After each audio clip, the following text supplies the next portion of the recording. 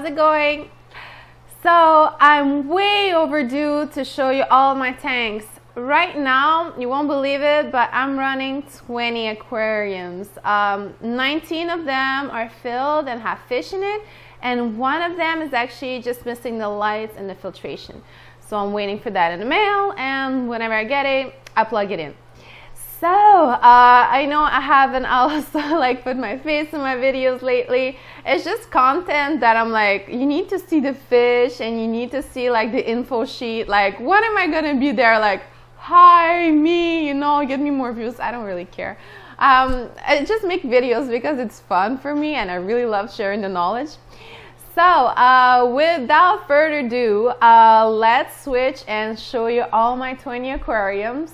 By the way, don't forget to like and subscribe to my channel. If you want to see more, don't forget to hit that bell button right next to the subscribe button, just to get my notifications whenever I upload something new.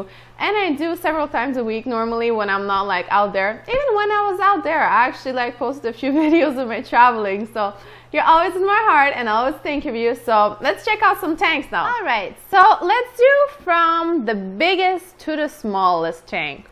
This is my biggest aquarium. It's 150 gallon, 5 feet by 2 feet by 2 feet. It hosts larger South American and Central American cichlids.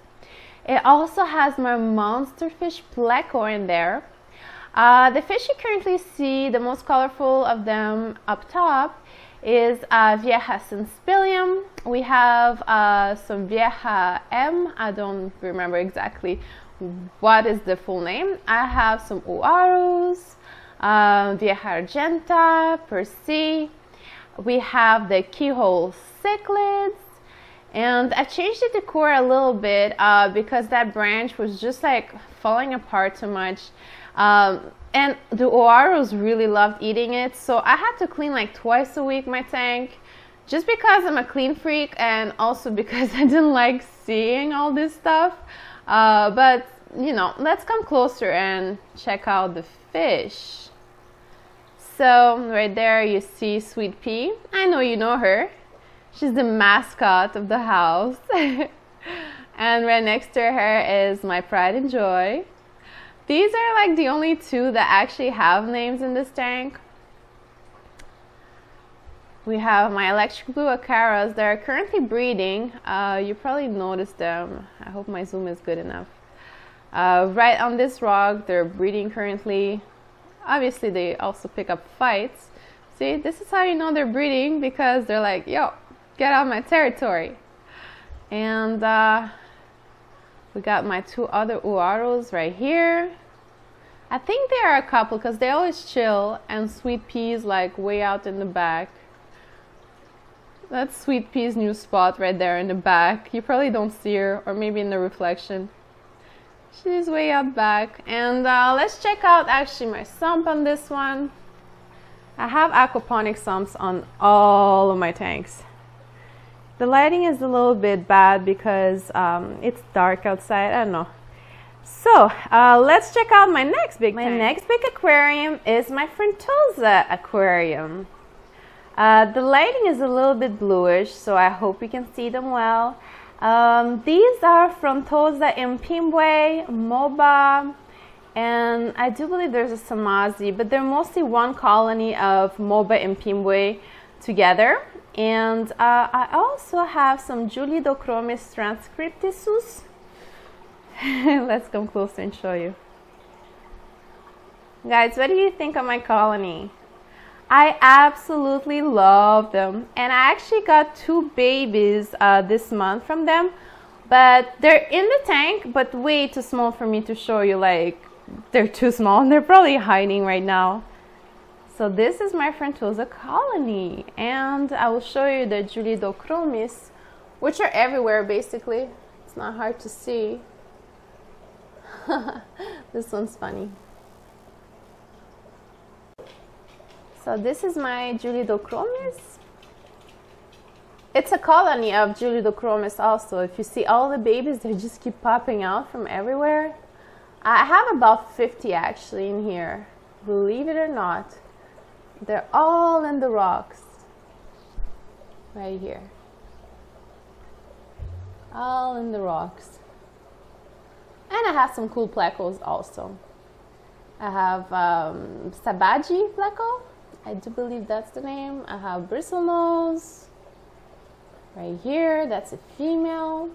I have also a sultan pleco somewhere, but I'm not quite sure.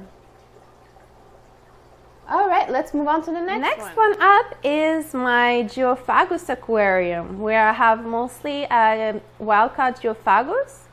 I have wild-caught platies, swordtails, and I have my robustus corridoras.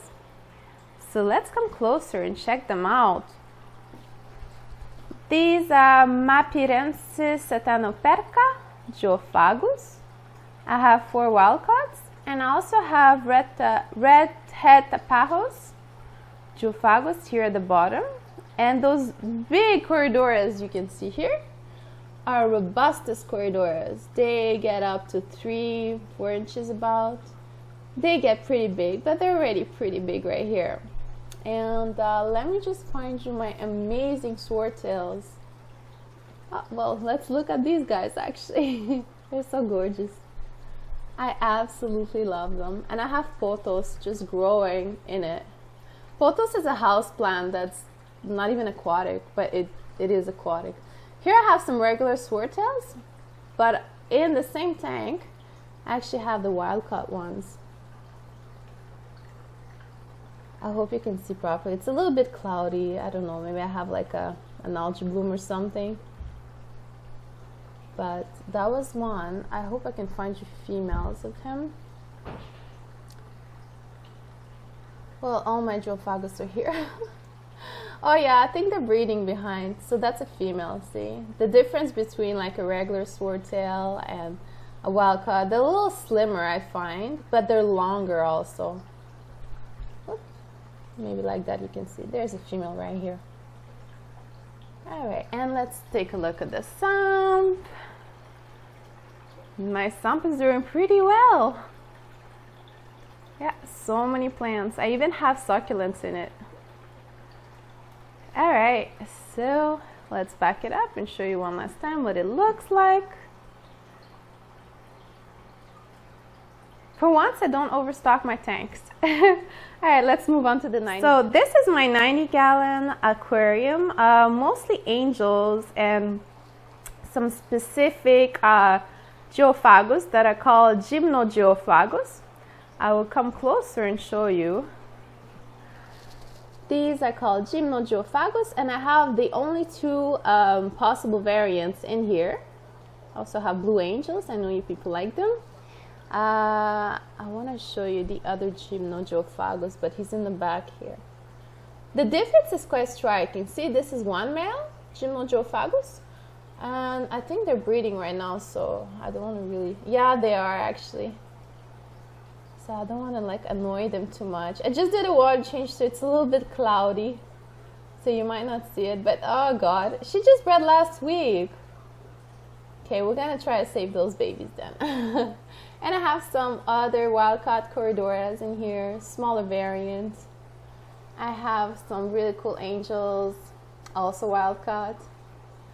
All thanks to Spencer Jack from Cycloholids Aficionados.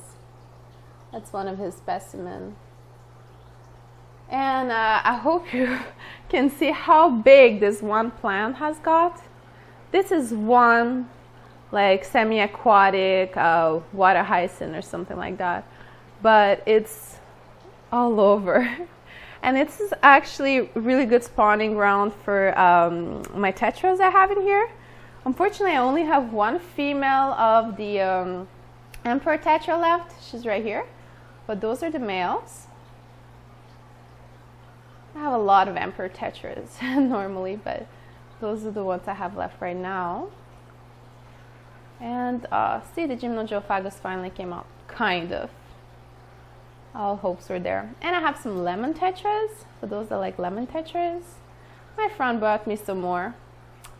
I keep taking in his orphans. And just look from this side. It's very like tropical, this one. It's not aquascape so much as it is just like, oh, well, guess who came to visit us? Olivia, are you photobombing?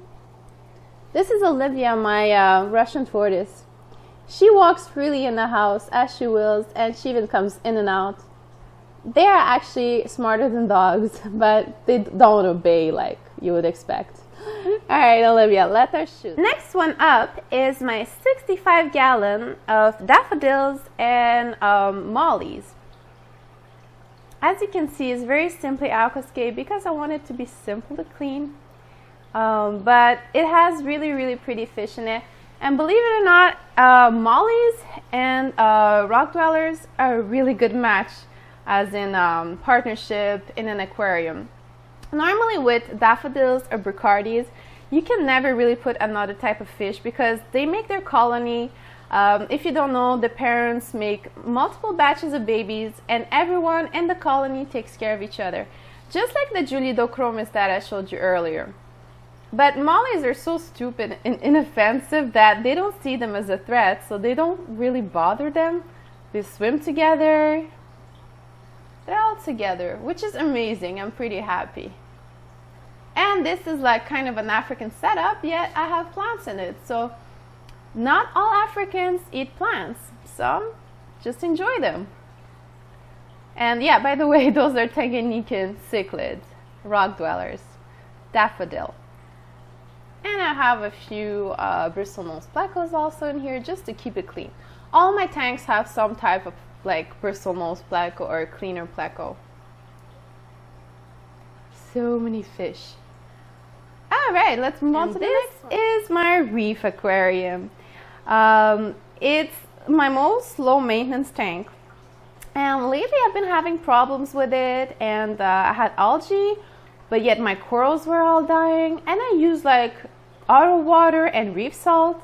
I tried so many reef salts, and you won't actually believe what I'm gonna tell you, but that is true. All right, brace yourself. So one day I'm like, something's weird. My corals are dying off. They seem to be shrinking on and on and on. And like, I didn't know what to do. So I'm like, maybe they're lacking nutrients. Despite all the water changes with auto water and reef salt that I'm doing, maybe they're missing something.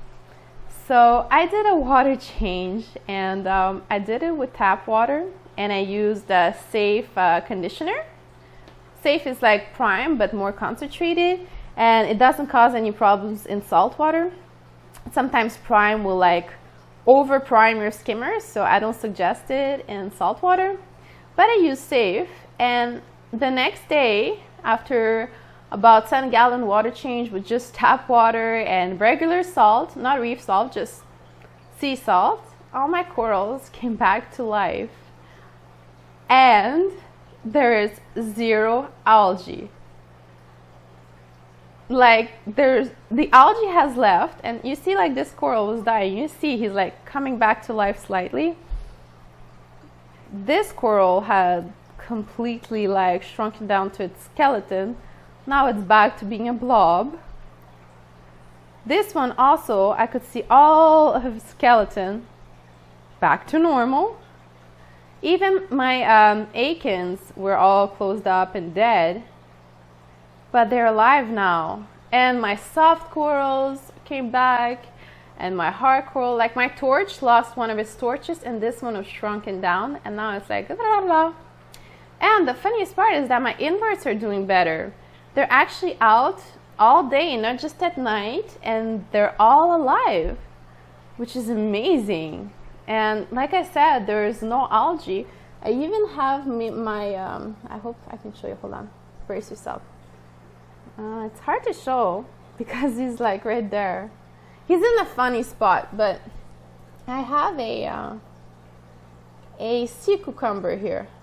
My camera's acting up, but my sea cucumber is alive and well. And I'm like, whoa. And he was hiding this entire time. So I don't know how come or what is the chemistry behind it that my tap water ended up saving my reef tank. And now to this day, I haven't done a water change in a little while. but I do auto top-offs from my freshwater tanks. I know it's weird, but I think it's just giving it the nutrients it needs, and I water change my freshwater tanks a lot more, so it's constantly replenished. So I don't know, it's weird. Oh, and I have some Chaeto seaweed here in one of my 2 Titles 110, and no skimmer, no nothing. A regular light on top is Marineland Reef one, just the fixture, and there you go. That's my reef tank. All right, let's move on to the next. This one is my 38 to 40 gallon guppy tank, and in here I have mostly guppies and endlers. I have some very small baby mollies, but I mean there's not too many of them. It's just I put the breeding female mollies in here whenever I don't want them to get eaten in the other tank. I also have a female beta somewhere. She's been snacking on my babies, but it doesn't really matter, there's so many of them. I hope you can see how many there is. And everyone's looking good and healthy. I have some new morphs coming through. I really enjoy breeding guppies and endlers because together they produce stronger offspring. Like right here, I hope I can find him. Well, he just went in the bag, but the one with the spot there is a morph between a guppy and an endler. But he just went in the bag, so it's gonna be hard for me to find him again. Basically, they have the really cool colors, the flashy colors of the endlers, but the bigger bodies of the guppy. Oh, we found my female beta in there. She's right there behind the bush. I'll keep it there just... So there's my female candy cane or koi beta. My betas don't currently have one tank for them. They have any tank that is available. Because I'm constantly breeding them on and off. So yeah, they're a bit spread in whatever tank is convenient for them, but they're never left in like a little bocal for like more than a couple days. They're always switched around. So that's it. That's my little guppy tank. Let me just zoom from.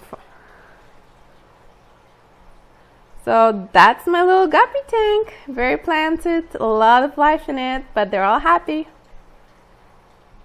So in here is my 40-gallon breeder. I have mainly electric blue acaras. They're still growing out. I sold over 50 of them and there's still this many left. Anyone in the region of Montreal, if you're looking at electric blue acaras, please hit me up because they gotta find some homes soon. I'm a little bit short on space, so yeah. But they're happy and healthy in this tank. Let's zoom in on them and show you. See, they're pretty beautiful. They have dark markings. They have the big blue coming out. And I have this random gourami in there. She's really, really big. I'll find her a home soon. So that's for that. And right next to them, I have my 20-gallon Sajika breeding tank. Let me come. So this is my Sajika tank. It's a 20-gallon. I only have those 2 Sajikas in there, and I have a couple of bristlenose pleco. Actually, I'm breeding both at the same time, whoever wants the territory. This is the female right here, and that's the male, and he is a beauty. I truly love these fish. See, this is, I think, the breeding spot. I don't know where exactly the nest is and what they laid it on, but yesterday I saw her egg tube out, so I guess it's somewhere there. I don't know, but you probably can see her egg tube is still out. So yeah, they're laying somewhere there, and my bristlenose pleco cave is right here. So he's breeding in the little cave here.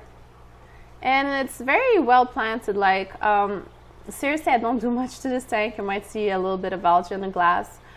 It's pretty self-sustaining. Once every 2 weeks, I do a little water change, but no more than that. It mainly takes care of itself. There you go. There's a lot. Okie dokie, let's move on to the next tank. Now, we have this one. It's a 20-gallon Tanganyika cichlid, mostly calvus and shell dweller similis. Half of these fish actually belong to my clients, so not all of them are here to stay permanently, like the transcriptus is going. But the little shellies, I'm keeping about 3 of them.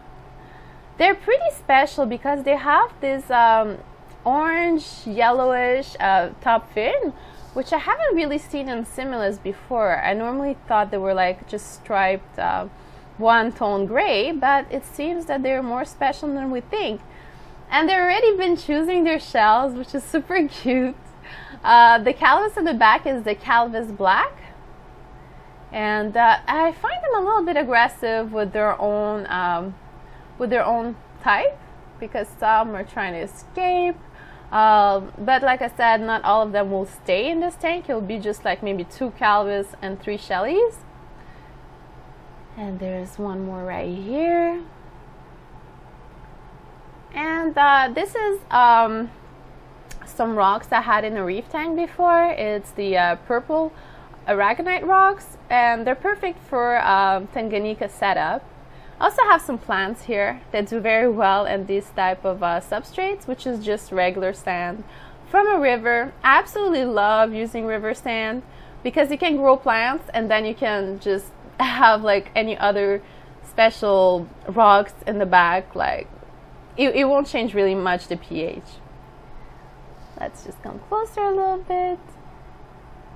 Oh, there's one right here also. I'm really fascinated by their top fin that is like orangey. Super cool. All right, let's move on to my other tank. All right, so this is one of my 3 fluval flecks with Nicolsi cichlid from the rivers of Congo, I believe. Those are African cichlids, but they stay small. They stay less than 2 inch, believe it or not. And they're quite aggressive, but they don't cause each other damage. They actually just like pick at each other. In the beginning there was some damage, but now they just, I don't know, they deal with their own aggression, I guess. I have 4 females and 3 males, but one of my females is currently in a breeder tank with her babies, and they are breeding machines, but they eat their own babies, so you really have to make sure to remove the mother before she spits them out. Only the male is really colorful. And I have lava rocks in here for them. Wow, I really like their colors personally. I hope you enjoy them also. Alright, let's move on to the next tank. Now this tank I use mostly to keep some betas on and off.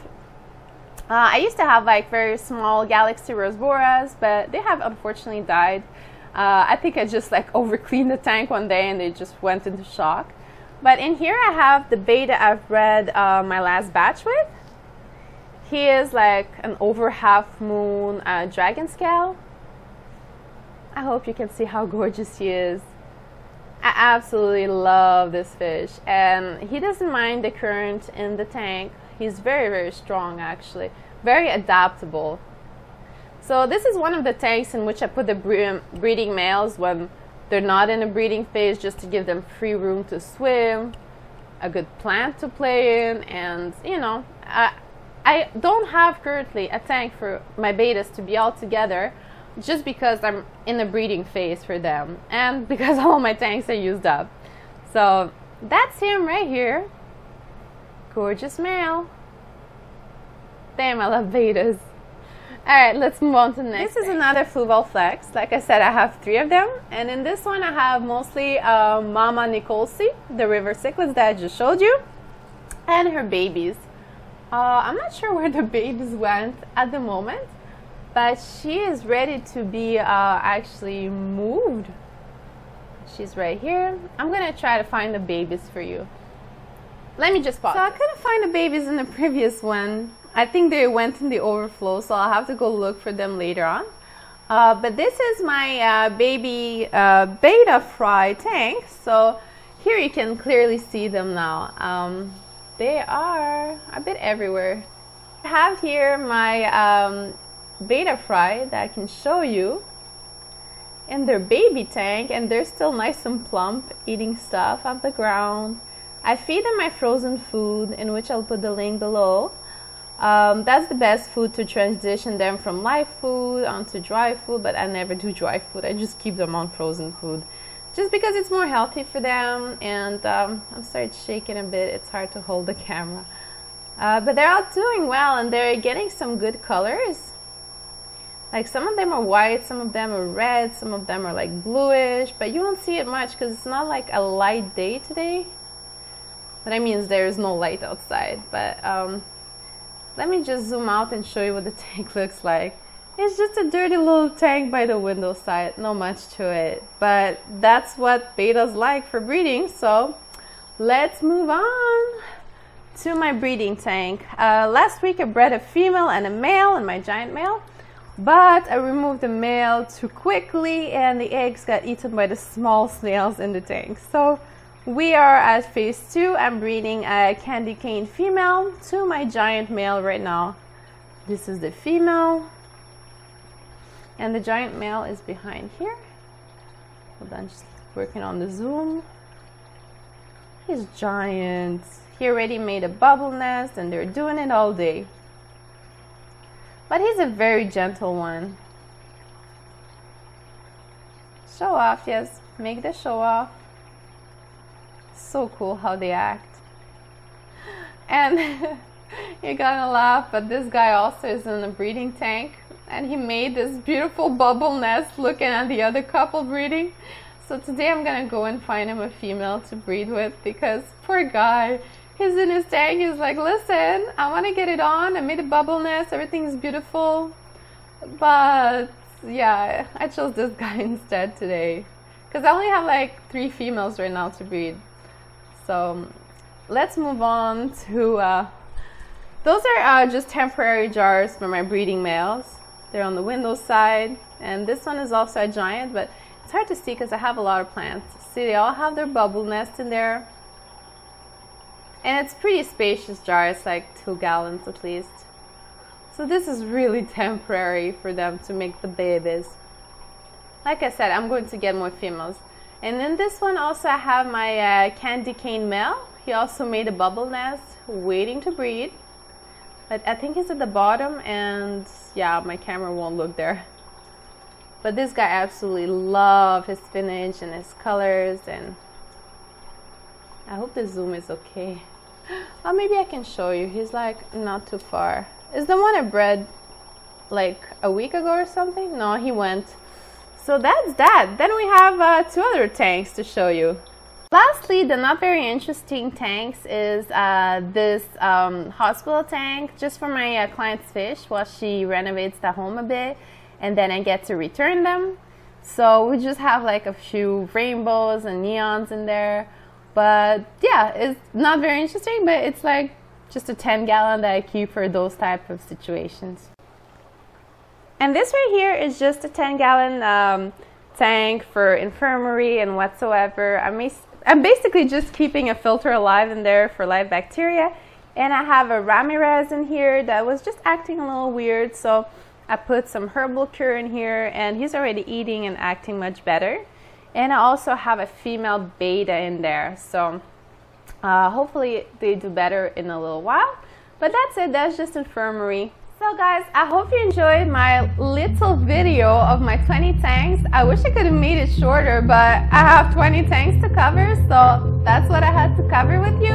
If you have any questions, just write in the comments below, and like, comment, and subscribe. Alright guys, see you later. Bye.